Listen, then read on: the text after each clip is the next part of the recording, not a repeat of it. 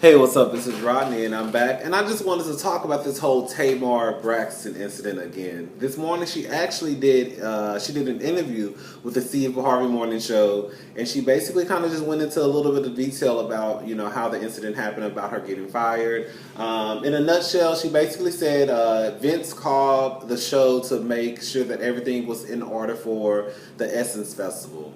When he called, I guess some young lady at the show. They basically told her that Tamar was fired. The hoe wasn't coming back. And, that's basically what it was in a nutshell. She doesn't know why she got fired, but that's what it was. Now, I will say this much.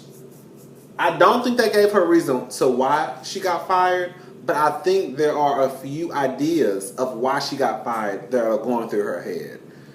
People just don't get fired and just not know what the reason is. You know what I'm saying? Even in show business. And I understand what Steve Harvey was trying to say in show business. One day you're in, the next day you're out.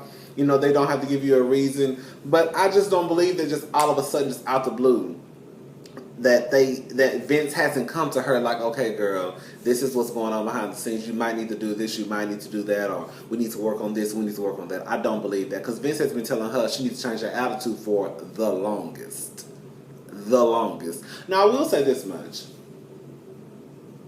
Tamar might not know why she got fired, but bitch, I know why she got fired. Tamar got fired because that bitch is ghetto. Now, I love me some Tamar Braxton. The only reason why I watch Braxton Family Values is because of Tamar.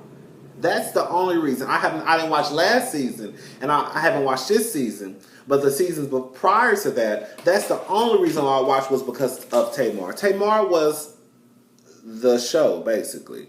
But in real life, I don't know if I could be friends with Tamar. Tamar is a handful. If you can't get along with 4 of your sisters, but all of a sudden you get this show and you get along with 4 completely motherfucking strangers.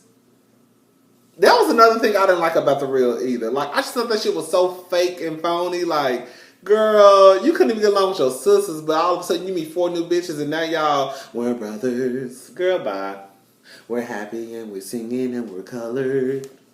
Give me a high five. Girl, bye. That shit was so fake and phony to me. But I will say this much, and I said this on my last video. Tamar is too much for daytime television.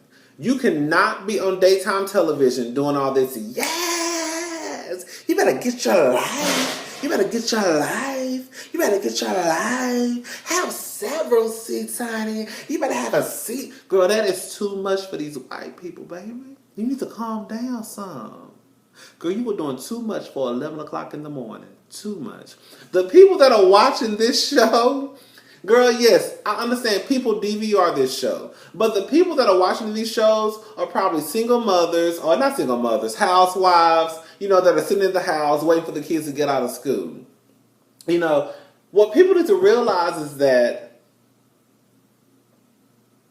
even though you may have watched the show, when they do these demographics of watching the show, baby, your demographic only make up 10% of who watches the show, but the other 90% say that bitch is ghetto, then bitch, they gonna throw your 10% out the window like, bitch, we don't give a fuck what they say. This 90% over here, they're saying this bitch is ghetto, and she's not relatable, and she's loud, and she's over the top, and she's rude. Because they say they did some focus groups, and the focus groups were basically saying that she's too much. I think they brought Tamar in knowing her personality, but I think that Tamar came in a little too strong. And I'm going to say, like I said in the last video, it's kind of like Wendy Williams. If you look at Wendy Williams' career in television, it's completely different from her career in radio. On radio, y'all know Wendy Williams was a fucking beast. A beast. Said anything to anybody and didn't give 2 fucks. When she first started her show out, I didn't like her show, but I still watched it because I liked her, because I knew her from the radio. I was just like, because I was used to that raw, unedited, version of Wendy Williams. When she got her show, it was just like, I felt like everything was sugar coated. But then when I sat back and I thought about it, I was like, oh, A couple of years later, I thought about it. I was like, oh, I see why she did that. Wendy just couldn't come straight into the gate just outright swinging. You know, you see what I'm saying? Like, now the bitch talking about people having penicillin shots. She'll call Beyonce dumb in a heartbeat. She'll talk about Donald Trump. She'll talk about anything now, you know? But she had to work her way up to that. She just didn't come out the gate, you know, at 100. And I think that's what Tamar should have done. I think Tamar should have worked her way up to the point where she had that fan base on television, where she could be over the top and yes, and because even on Wendy's show now, you know, one of her mottos, her hashtag is "Say it like you mean it." Sometimes when she's talking on her talk show, you hear like this animated voice that comes over the intercom that says "yes" and "a mess." Like, Wendy has worked her way up to that point where people love her and they know her and they accept her, versus Tamar coming straight out the gate with this over-the-top gay act. And it just did not sit well with people. If Tamar would have came in the same way she spoke and the same way she acted on the Steve Harvey morning show, if she would have came out the gate like that and just kind of worked her way up, I think she would have had a great fan base for daytime television. But because of the way she came out, again, with all that yes and lies you tell shit, that's why that bitch ain't got no job now. That's why that bitch ain't got no job. And I don't think anyone is going to want to deal with Tamar because, first of all, Tamar, you had your friend or a previous personal assistant get on Instagram and I guess try to defend you. And instead of you telling him, girl, shut that shit down, stop that shit, you just basically let him go with it. Like, if you're still trying to work with these same people, you know, being the same girl, what's going to happen is your ass going to get blackballed like Monique. You see what happened to Monique? Monique got blackballed from Hollywood because she said they told her that she didn't play the game right. And Monique went from a size 26 to a size 10. Monique didn't have no job, baby. So Monique couldn't eat. Y'all keep thinking Monique lost all that weight because she was working out. Monique didn't have no choice but to lose that weight because them hoes wouldn't hire her ass in Hollywood. So that bitch stopped eating them steak and potatoes she was eating before she won that Oscar. And that's how she lost all that motherfucking weight. Tamar, baby, you already a size 2. You might want to shut the fuck up before you be walking around here looking like Skeletor.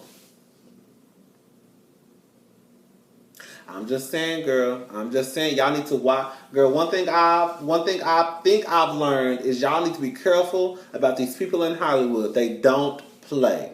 Bitch, if you cross them once, bitch, you'll be the same people who you sitting here, your friends talking about on Instagram are the same motherfuckers you're going to be wanting to work with you and give you dollars and, you know, sponsor you and shit when you try to get another television show. Like, I just think at some point she kind of handled it wrong. She should have got her friend together and told him to shut his goddamn ass up because you messing up my motherfucking coin even more than what I done already fucked it up on. But I think Tamar will be all right. I think that she is not meant for daytime television. I think she's meant for like a VH1, maybe Bravo, E, TV1 BET station, like kind of like late at night, like the little situation she had going on with Tiny when Tiny had her show and she was like a guest sometimes. That's more Tamar's style. The Real is not. First of all, let me just say something. In defense of Tamar, The Real is not really The Real. The Real is a higher version of The View. The Real is not The Real. Tamar was probably The Real. I will say that much, even though she was acting like a gay man every episode. But Tamar was probably The Real. But the other four... Lonnie Love, to me, comedic style appeals to white people. Tamara, I never knew she's a white woman.